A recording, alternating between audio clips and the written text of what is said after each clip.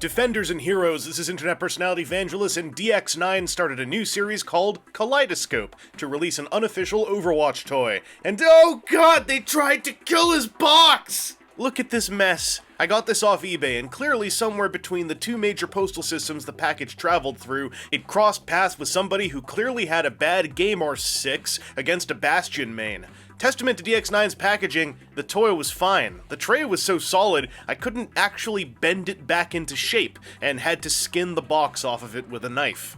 It's Bastion, except his gray legal name is Freeman, and at a glance, this is Bastion from Overwatch. It's a darn solid take on the character, hitting the general silhouette and layering on a ton of specific details, right down to the handlebar on his chest and the arrangements on his shoulders. The major nits to pick are mostly on his legs, where Freeman does have a lot of the correct components, they just don't compress together as neatly as the in-game model. This is the beginning of a major thing about this guy. He's got a lot of moving parts, and while you can't get him 100% to the aforementioned in-game model, you have a lot of play for tweaking him to your own taste. Now, whether or not you're even into a transforming figure with a heavily tweakable robot mode is entirely on your end, but it is an intrinsic component of engaging with this piece. Another thing you've got to engage with are the colors. They're the right colors in the right places with the right numerical tampographic on either side of Freeman's chest. They're just too saturated. This guy looks fresh off the assembly line when his source material is almost always in some state of disrepair. Now, maybe this is setting up for a weathered version down the road, but I think clean paint apps with slightly desaturated tones would have hit a more pleasant balance. There are also some chromed bits, but I believe they're all straight-up die-cast metal with a gloss top coat, so don't worry about chipping. And don't worry too much about the die-cast either, as almost all of it is in his legs. Freeman includes one accessory that's worth covering right now, and that's his little Tweety pal Ganymede. This is a small plastic statue, but it's a real darn decent small plastic statue with multiple paint apps and a built-in base. However, the sculpt is a tad soft, and this bird has no way of actually attaching to Freeman. All you can do is try to balance him somewhere, and that can sometimes be a trying task. Not to mention how hard it is to replicate a lot of the arrangements I've seen in-game when Ganymede has a big plank for feet. Freeman's head can look left and right. Thank goodness we got the easy part out of the way. It also has a base of the neck hinge, which is partly for transformation, but allows you to change that part of his neck axis, because there's also a joint up here, so he can properly look up and down. And if you move this joint around, you might also see there is a cable on the back of his neck, which sinks in and out when you raise and lower his head, and it twists and bends when you do this. Hopefully this rubberized material survives well, because this certainly is going to put a little bit of stress on it if you do this a whole lot. His shoulders, at the very base connection, can detent forwards and backwards quite happily. And then there's a joint here, and a joint here, and then the shoulder pad has got its own joint here, and then there's a separate joint that you can kind of roll it on up here. For robot mode, I like to just sort of leave it at a point like this, and then for turret mode, usually I put it like that. But you can tweak this guy a whole lot. Everything on him that moves kind of keeps moving, no matter what you do. There is a bicep swivel at the top of the bicep, and then there's a bicep swivel at the bottom of the bicep. So you have your choices. This arm has a double-jointed elbow, which lets it curl up completely, and that is lovely. And then the fingered hand's wrist can swivel left and right, and it has a hinge to bend only in that direction. You can't bend it down the other way, which is a bummer, because that would mean he could go like, stop! But he can't. And then each of his digits, his normal non-thumb digits, are just ball socket connected. They can all curl in like that, which doesn't really look like a fist or anything. It just looks like that. And then you can put them all out there. That's kind of the only way that it looks any good. You can sort of curl a few of them in here. I'm not super happy with this hand, mostly because he can't punch stuff, and the thumb is locked. It does nothing. There's no point of articulation there. This arm has a lot of the same stuff until it also has these little handles. You can move up and down. A lot of the same stuff until you get to the elbow. Then you can bend it like this, which is fine, but there's only one elbow joint and it locks there. So his gun, which can twist left and right, is always kind of stuck at this 90-degree thing. Well, maybe like he can go down a little bit. I have seen him in-game have his gun arm point down like this, and I think that's a super big bummer. I wish that this thing could have straightened out a little bit more. You can also twiddle that, because that's fun. He's got a waist swivel, and it works quite happily. This whole malarkey here on his back, spoilers for transformation, but you can move that around if you need to, and look at all that lovely interlinked stuff. I'm going to move it up just so you can more clearly see his, I guess, ab crunch, which works pretty well. It doesn't have like a massive range, but it does let him tilt up and down. It's mostly, I think, for the turret mode, and it's got this little piston thingy here, which does suck in and out of its hydraulic sheath, and that's lovely. I like that kind of stuff. His hips are straight up ball socket joints. It's just a big ball socket connection. Lets him kick forward and backwards, lets him go out about that far.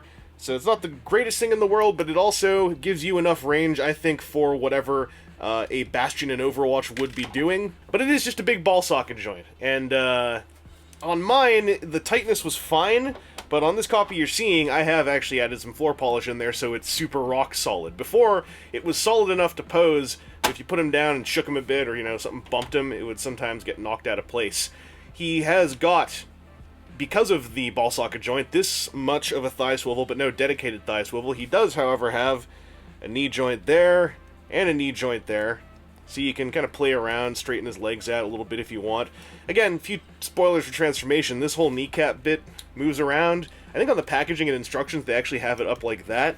So as you can see, you can do stuff with his leg orientations. And his two knees let him do some digitigrade stuff, and then his ankle is it's a hinge, and at the base of the hinge sticking out of it is a ball socket joint. Again, this ball socket joint, like this one, it was fine, but I added some floor polish to make it super rock solid. And then he's got a toe hinge.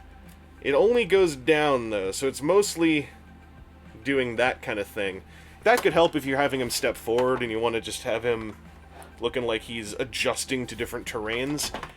The instructions call the turret Bastion, which is hilariously cheeky given the context of the piece. They also lead you down a path towards a turret mode arrangement that I'm not as into as the one I'm going to move towards. See, the whole thing about there being a lot of tweakability in how the robot mode can look, same thing for the turret mode. And that's compounded by the fact that nothing really locks into place. Instead, everything just seats comfortably into place. There is a lot of dedicated engineering, but at the same time, Freeman's transformation feels more like an action figure assuming a pose than a robot converting into a second form. I've come to settle on a version of this mode that gets as close as it can to the in-game model while using as much of the figure's engineering as possible. As you can see, it's not perfect, but it's enormously evocative of Bastion and hits enough marks to get a passing grade. It's also a beefy-looking thing in person, balling up a lot of figure mass into a shape that gives an impression of fortitude and ballistic might. The Gatling gun can't spin, but its attached center mass can rotate left and right, or pivot up and down. Also, if you want to, you can use the copious leg joints to change the position, height, and lower stability angle of the entire turret. There's one catch though. Since nothing really locks into place, you'll feel a lot of tactile parts jiggle. Not enough to cause the turret mode to fall apart, but just enough to really bug you if you have a sensitivity to tactile parts jiggle, and I kind of do. Man, do I wish there were any tabs. Alright, it's time to pop Freeman's ult. This involves 3 part swaps. The Gatling gun is replaced with a cannon, and each leg is replaced with a giant rubber-treaded tank part. The parts forming is justified as the in-game design cheats out its own butt to get the tank stuff to appear, and certainly the friction lock on the hip sockets works really darn well, but these treads, they're huge. This tank mode looks far more monstrous than the armor-plated go-kart turret from in the game. I don't mind that per se, but it also means I can't just put the tank parts into a baggie and keep them in a drawer. I don't know what to do with these ruddy things. I usually keep Freeman in robot or turret mode. The treads, by the way, are designed to work, but they're so thick and heavily ridged, you can't really get a smooth roll out of them. Also, being rubber, I fret about them drying out and cracking. Doubly so when I think about the potential of a cool setup with actual linked tread plates, like the Acid Rain Stronghold got. The epilogue to all of this is the fact that you can also have a Gatling gun tank, a tank cannon turret, or a robot tank tread centaur. DX9 Freeman is scaled decently with your average, slightly shorter than 1/12 scale figures like Figma's, who are coincidentally doing Overwatch releases soon, but he also looks perfectly fine alongside Figuarts and other 6-inch oriented lines, especially in his slightly oversized tank mode. At the end of the day, I feel like Freeman is a really cool, high-budget Figma-alike. His lack of locking mechanisms certainly is a downer, especially given how he's being released by a company with transformation pedigree in DX9, but he also feels like he was designed as an action figure first. Something about the joint layout, the interlinked pistony stuff in his torso. Either way, fans of Overwatch who don't despise Bastion will probably eat this figure up, and if you're down for cool robot action figures whose transformations are less of a focus and more of a bonus feature, you may dig this guy as well, even if you've never turned on a game of quick play Overwatch. Freeman feels great, above all else, but I think he could have been even more if his alt modes did something more solid with stuff like his folded up arms. Anyway, this has been Internet Personality Vangelus, and I would love to see this Kaleidoscope line hit up more of the giant mechanical Overwatch crew, by which I mostly mean Orisa, with articulated or swappable eye shutter expressions. I'll believe Figma's covering her when I see the pre-order listing. They've got plenty of simpler, bipedal humanoids with much bigger fan bases than Orisa to satisfy first, I get it. It's utter injustice, but I get it.